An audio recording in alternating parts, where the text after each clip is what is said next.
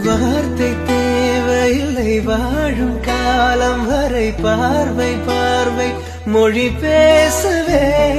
நேற்று தேவையில்லை நாளை தேவையில்லை இன்று இந்த நொடி போ